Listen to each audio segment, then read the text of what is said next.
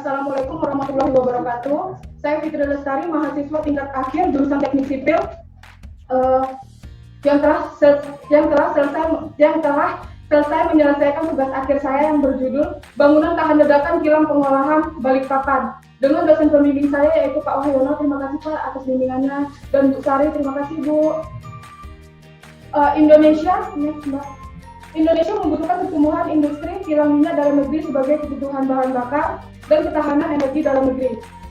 Pada tahun 2013, Indonesia sendiri memproduksi lama kebutuhannya yaitu sekitar 48 hari, dan ditargetkan pada tahun 2025 itu lama kebutuhannya akan menurun menjadi 38 hari.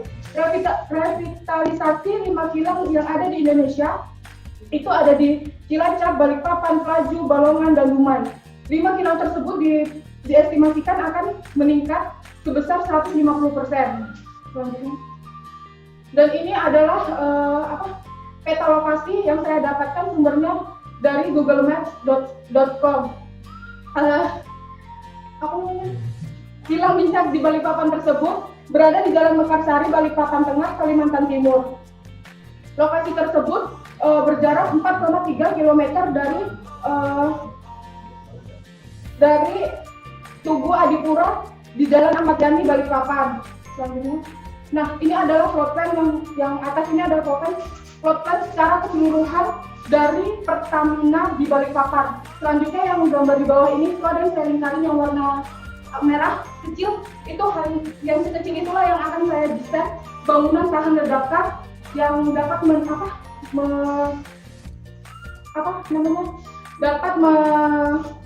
menahan ledakan dari luar. Pabrik kilang harus mempertimbangkan aspek HSE atau Healthy Safety and Enforcement. Potensi terjadinya kebakaran dan meledaknya equipment atau peralatan harus diperhitungkan dengan cermat.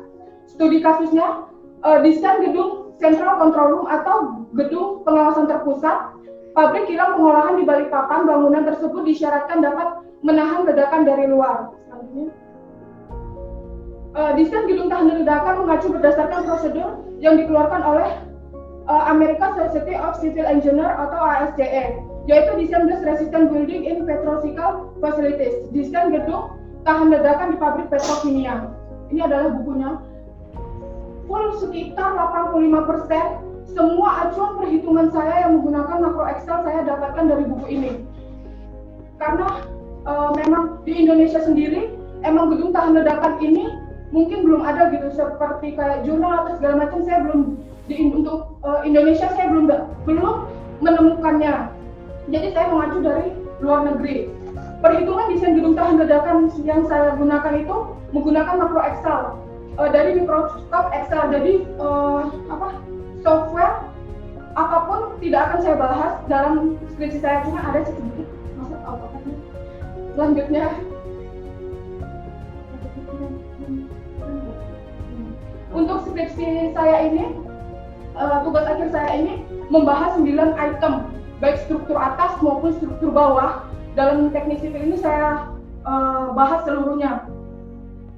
Yaitu yang pertama adalah desain plat atap, desain dinding luar, penentuan desain data, penentuan sistem struktur. Habis itu ada desain dinding samping, ada desain balok atap, ada desain kolom, ada desain girder atap, dan desain fondasi. Dari pembahasan 9 item tersebut dapat saya simpulkan dari perhitungan saya menggunakan makro Excel, yaitu FDMP di Balikpapan, yaitu yang pertama ada 8 hasil. Yang pertama adalah desain dinding luar atau off-plan walls menggunakan dinding depan dengan ketebalan 25,4 cm dengan bentang 366 cm dan lebar desain 30,5 cm. Yang kedua untuk desain platnya atau in-plan flats lots menggunakan beton dengan ketebalan 15 cm dengan tambahan decking bajanya 5 cm. Desain dinding samping atau in-plan lots menggunakan beton bertulang dengan ketebalan 25,4 cm dengan tinggi 518 cm dan panjang 2032 cm. Yang keempat, desain plat atapnya out-plan lots lempengan beton berukuran 15 cm dengan campuran dek logam dengan panjang 548 cm dan lebar 244 cm. Dan yang kelima, desain balok atap untuk lebar plat 244 cm dan rentang balok 549 cm. Yang keenam, untuk desain girder atap dengan rentang girder 975 cm dan lebar plat 549 cm. Yang ketujuh, desain kolom dengan panjang 366 cm dengan area 86 cm kuadrat. Dan yang terakhir, desain fondasi menggunakan tiang pancang dengan material beton precast dengan panjang dinding 8 kaki atau 244 cm dengan jumlah 4 tumpukan. Dari hasil kesimpulan dari perhitungan saya menggunakan makro Excel tersebut, dapat saya beri saran, yaitu untuk evaluasi pada dinding balok dan atap grab di mana tulangan ditambahkan ke dinding yang ada. Pasang harus ditentukan dan tertanam dalam pasangan bata dan balok beton precast. Serta untuk alternatif pada baja angels atau baja siku, continue dapat digunakan untuk menghubungkan dinding ke atap dan balok. Analisis dinding pasang bata yang ada mengungkapkan bahwa dinding tersebut hanya menyediakan persentase kecil dari resistansi yang diperlukan untuk ledakan yang ditentukan karena simetri dinding dan tulangan untuk sistem peningkatan. Analisis untuk beban ledakan yang ada di udara tidak diperlukan. Dan ini adalah gedung yang sudah saya gambar dari menggunakan makro Excel, mikro Excel. Dan ini yang bulatan besar ini ya. Ini ledakannya, yaitu tekanan baik itu gelombang ledakannya atau gelombangnya. Ini seperti inilah animasinya.